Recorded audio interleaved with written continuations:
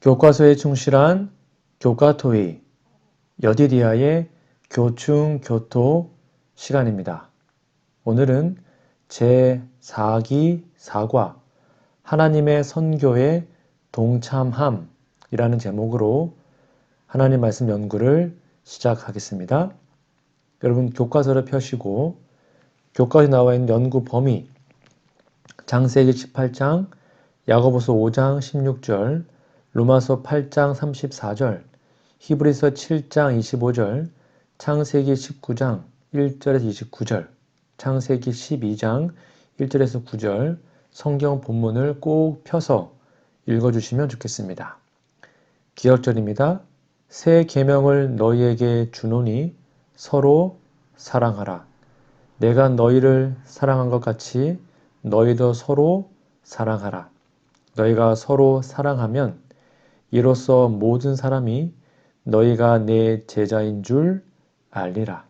요한복음 13장 34절, 35절 말씀입니다. 기억절 노래 들으시고 이어서 말씀 연구를 진행하겠습니다. 사기 사과 새 계명을 너희에게 주노니 서로 사랑하라.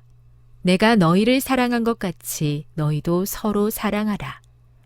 너희가 서로 사랑하면 이로써 모든 사람이 너희가 내 제자인 줄 알리라. 요한복음 13장 34, 35절.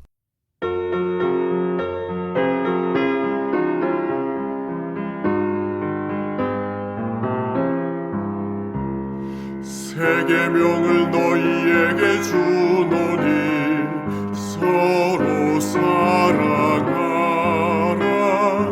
내가 너희를 사랑한 것 같이 너희도 서로 사랑하라. 너희가 서로 사랑하면 이로써 모든 사람이 너희가 내 제자인 줄 알리라. 요한복음 13장 34, 35절. 10월 22일 일요일입니다. 제목은 친절의 은사. 교과서 질문을 볼게요. 창세기 18장 1절에서 15절을 읽어보라. 손님에 대한 아브라함의 반응에서 친절의 어떤 요소를 볼 수 있는가? 읽어보시고 답을 한번 적어보시면 낯선 길손, 즉 손님을 대접하기 위해서 그들에게 달려나가서 초청하였습니다. 그리고 최고의 대접을 준비하여 대접하였죠. 우리가 성경을 읽을 때 무의식 중에 우리가 사는 현재 환경으로 생각하는 것 같습니다. 여러분, 아브라함 시대의 인구는 아주 적었죠. 그래서 동네가 서로 가까이 있지 않고 드문드문 있었을 겁니다. 한 동네를 지나고 다음 동네를 만나려면 꽤 멀리 걸어가야 했을 겁니다. 점심때가 되었을 때 멀리서 오는 사람을 봤을 때 아브라함의 마을을 지나면 점심을 먹을 수 있는 시간 안에 다음 마을까지는 갈 수 없었겠죠? 아브라함은 이런 사실을 잘 알고 있었습니다. 이런 환경에서 아브라함은 평소에 식사 때가 가까울 때 그의 마을을 지나가는 나그네를 대접하는 삶을 평소에 살았던 거예요. 이런 그의 생활 습관이 그날도 3명의 나그네를 봤을 때 그의 마을을 지나면 점심 식사 때를 놓칠 것을 염려하여 친절을 베풀었습니다. 결과적으로 그는 여호와 하나님 일행을 대접한 것이죠. 히브리서는 이 사건을 형제 사랑하기를 계속하고 손님 대접하기를 잊지 말라. 이로써 부지 중에 천사들을 대접한 이들이 있었느니라 라고 기록했습니다. 오늘날은 함부로 손님 대접하는 것도 어려운 세상입니다. 워낙 세상이 악하기 때문이죠. 디모데후서 3장 1절에서 6절의 상태가 문자 그대로 이루어진 사회가 되었기 때문이죠. 그래도 그리스도인으로서 접대할 만한 손들을 접대하는 것은 할 만한 일이 아니겠습니까? 친절한 마음으로 손님을 대접하는 것, 그것이 바로 하나님을 모시는 길임을 기억하시면 좋겠습니다. 일요일 예르신의 권면입니다. 축복이 되는 손님 접대 정신. 성경은 손님 대접하는 정신을 실천하도록 많이 강조하고 있다. 성경은 그 정신의 발휘를 하나의 의무로 명령할 뿐만 아니라 이 미덕의 실천에 대한 많은 아름다운 장면들과 거기서 연유되는 축복들을 알려준다. 그것들 중 가장 첫째가 하는 것은 아브라함의 경험이다. 증언보감 2권 568페이지에 있는 말씀입니다. 10월 23일 월요일 제목은 모든 사람을 사랑한 아브라함인데요. 자, 교과서 질문을 볼까요? 창세기 18장 16절에서 33절을 읽어보라. 아브라함은 부족, 인종, 민족을 구별하지 않는 모든 사람을 향한 위대한 사랑의 특성을 어떻게 나타냈습니까? 읽어보시면 답을 적을 수 있습니다. 답이 무엇이죠?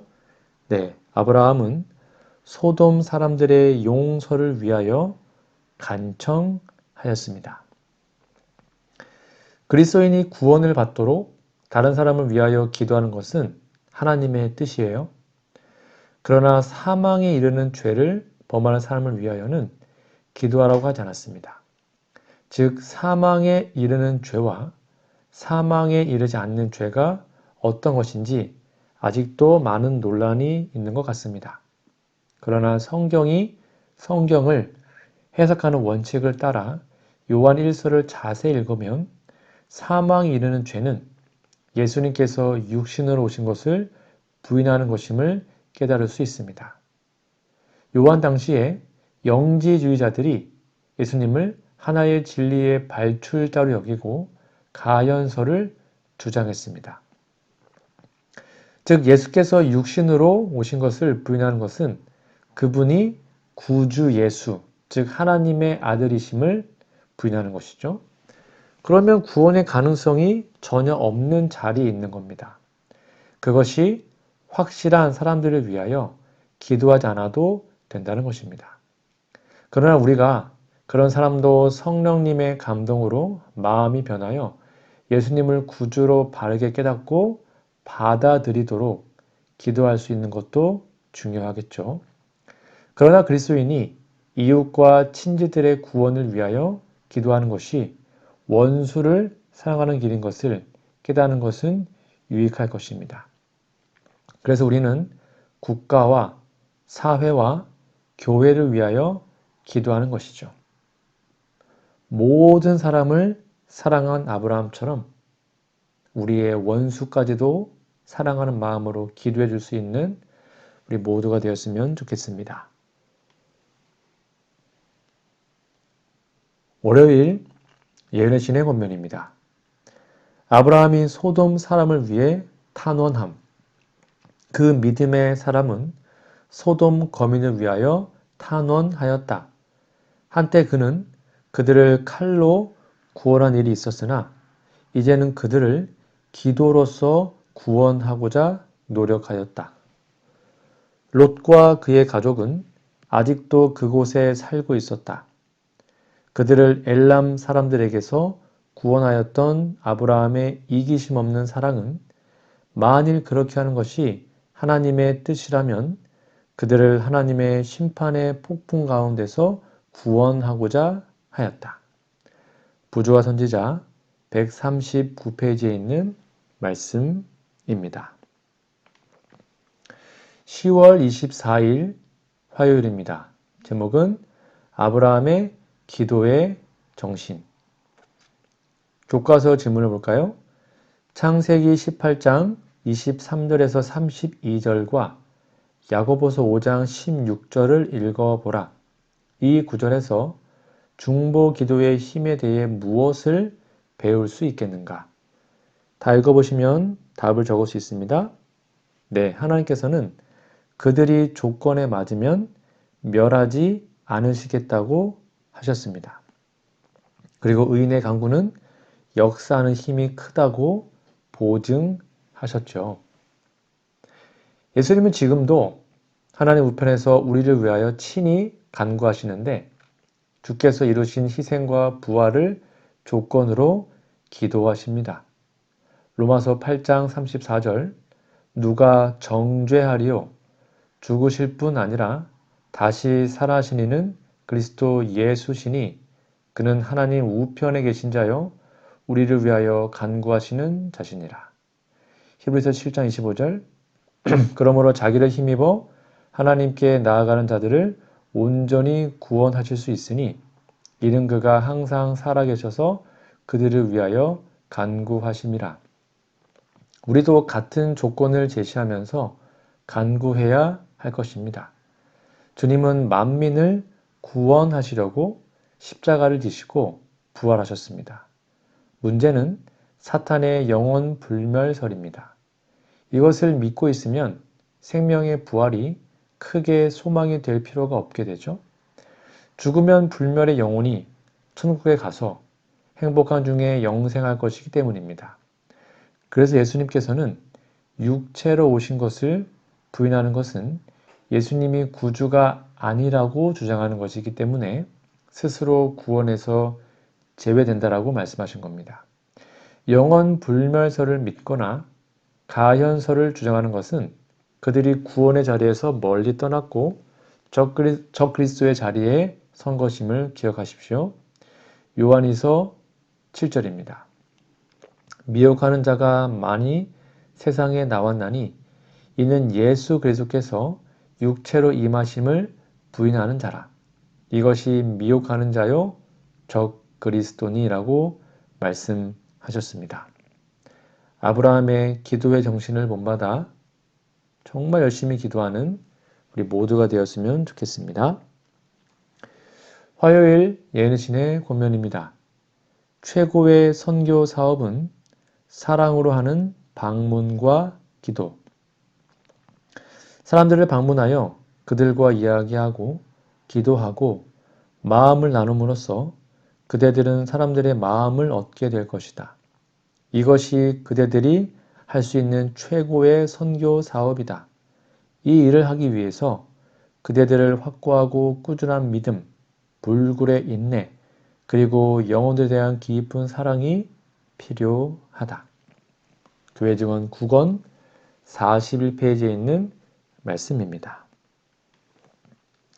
10월 25일 수요일입니다. 제목은 아브라함의 선교. 자, 교과서 질문해 보시면 창세기 19장 1절에서 29절을 읽어보라. 아브라함의 돌봄, 사랑, 기도의 정신의 결과는 무엇인가? 조금 길어요. 다 읽어보시고 답을 적어보십시오. 네, 정답은 롯이 그것을 배웠고 롯도 아브라함처럼 손님 대접을 잘했고 그것 때문에 멸망의 날에 생명을 보존하였습니다. 하나님께서는 예수 그리스도 안에서 아담과 그의 모든 후손을 구원하도록 예정하셨습니다. 조건은 예수 그리스도 안에 들어오는 것입니다. 어떤 사람은 들어오게 하고 어떤 사람은 들어오지 않도록 미리 정한 것이 아닙니다. 미리 정한 것은 예수 그리스도 안에서 구원을 받는다는 진리입니다. 하나님은 모든 사람이 구원받으며 진리를 아는 데 이르기를 원하십니다. 예정된 사람만 구원받기를 원하시는 것이 아닙니다. 그런데 이 세상의 신이 사람들을 미혹해서 구원의 도리를 깨닫지 못하도록 혼신의 노력을 하는 것이죠. 그러므로 전도는 세상의 신과의 싸움입니다. 성령께서 함께하지 않으면 결코 진리로 돌아오지 않습니다. 그러므로 누군가가 진리를 받아들이고 구원의 복음에 들어오는 것은 전적으로 성령께서 하시는 일입니다. 사람이든 성령님의 손에 들린 도구일 뿐이죠. 그러므로 사람이 자랑할 것이 못됩니다. 그리스도인은 성령님의 역사를 간구할 뿐입니다. 그러면 성령께서 일하시는 거죠. 그러므로 전도하다가 낙심하지 마십시오. 아브라함처럼 최선을 다하여 결과는 하나님께 맡기고 기도하며 전도하는 우리 모두가 되기를 간절히 바랍니다. 수요일 예르신의 권면입니다. 전도 결과에 실망하지 말라. 새로 전도를 시작한 곳에는 반드시 참을성 있게 인내함으로 견디어야 한다. 조그맣게 시작한 사업에 대해서 실망하지 말라. 아주 하찮게 보이는 사업이 가장 큰 결과를 내는 예가 많다. 개인적인 감화는 힘이 된다. 우리와 밀접히 교제하는 사람들은 눈에 보이지 않는 감화로 인하여 마음의 감명을 받게 된다. 복음교역자 192페이지에 있는 말씀입니다. 10월 26일 목요일입니다. 제목은 하나님의 뜻에 순종하기. 교과서 질문 볼까요? 창세기 12장 1절에서 9절을 읽어보라. 이 구절은 앞길이 분명하게 보이지 않을 때에도 하나님의 뜻에 순종하는 것에 대해 무엇을 알려주는가? 읽어보신 다음에 답을 적어보십시오. 네, 사람의 안목으로 개척해 나간 것이 아니고 하나님의 말씀을 따라 갈 바를 알지 못해도 순종하는 것이 중요함을 말해주고 있습니다. 사람들은 자기 마음에 드는 것에는 두말 없이 따릅니다. 물론 그것도 순종이라고 할 수 있겠지만 그러나 자기 마음에 들지 않으면 핑계와 변명을 만들죠. 하나님이 하라고 하시는 것은 사람의 지혜로 봐서 반드시 합리적이지 않은 것도 있어요. 오병이어의 이적을 행하실 때 겨우 떡 5개와 물고기 2마리 반찬을 보고 장정만 5,000명이 되는 사람을 때리지 않게 하고 그 떡과 물고기를 나누라고 할 때 그것이 합리적이었습니까? 사람들은 상식도 아니고 합리성도 없는데 무언가를 이루면 기적이라는 표현을 씁니다. 여러분 그렇습니다. 전도는 기적입니다. 전도받은 사람이 예수님을 믿고 거듭나서 하나님의 자녀가 되는 것은 이 세상에서 이루어지는 최대의 기적입니다. 참된 그리스도인은 하늘에서 회개할 것이 없는 의인 99명보다 더 하나님을 기쁘시게 하는 기적의 산물이죠. 우리가 진정으로 거듭났다면 그 자체로 하나님을 기쁘시게 하는 사람들입니다. 하나님의 이런 기쁨을 더하시려고 성령께서 우리를 통하여 전도로 기적을 행하시는 겁니다. 때를 얻든지 못 얻든지 생명의 말씀을 전하는 참된 그리스도인의 삶을 이루는 우리 모두가 되었으면 좋겠습니다. 목요일 예레신의 권면입니다. 순종하는 자들이 별로 없는 사실. 하나님께서는 당신의 뜻을 깨닫고 순종할 수 있는 기회를 세상에 주셨다. 그분은 당신의 말씀을 통하여 진리의 빛을 그들에게 주셨다. 그분은 경고와 권면과 권고를 보내셨다. 그러나 그분의 음성에 순종할 자들은 별로 없을 것이다. 유대 민족처럼 대다수의 사람들, 심지어 그리스도인이라고 공언하는 자들까지도 그들의 우월한 장점을 자랑은 하지만 그 큰 축복들에 대한 보답을 하나님께 전혀 하지 않는다. 외중원 5권 99페이지에 있는 말씀입니다. 오늘은 제4과 하나님의 선교의 동참함이라는 제목으로 하나님 말씀을 나누었는데요. 여러분, 교과서 나와 있는 성경 연구 범위, 성경책 본문을 꼭 읽어주시고 기억절도 외워주시면 감사하겠습니다. 오늘 공부를 다시 한번 복습해드리면 아브라함처럼 하나님의 선교에 동참합시다. 아브라함처럼 친절하게요.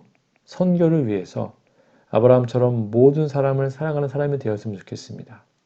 선교를 위하여 아브라함처럼 중보기도 합시다. 선교를 위하여 아브라함처럼 선교하고 결과는 하나님께 맡겨야 되는 것입니다.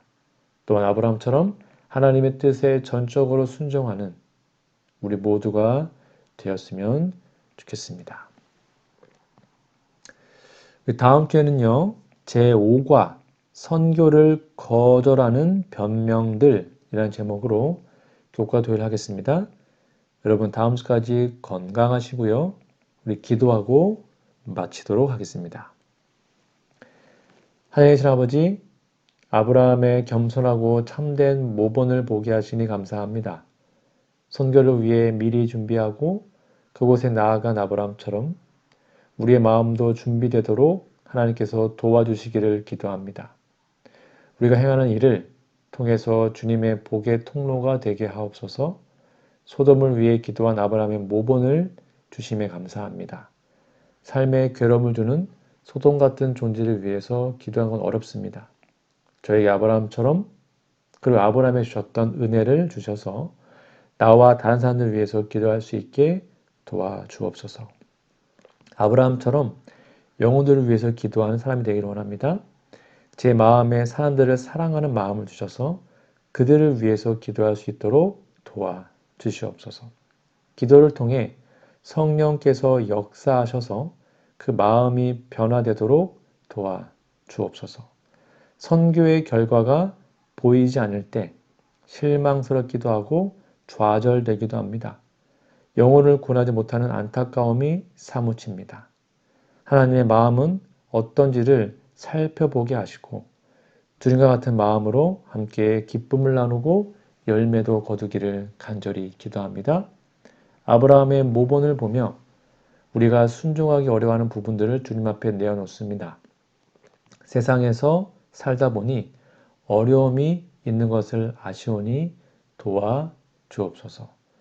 주를 섬긴다고 하면서 여전히 따르지 못하는 일들을 풀 수 있도록 인도해 주시옵소서. 예수님의 이름으로 간절히 기도합니다. 아멘.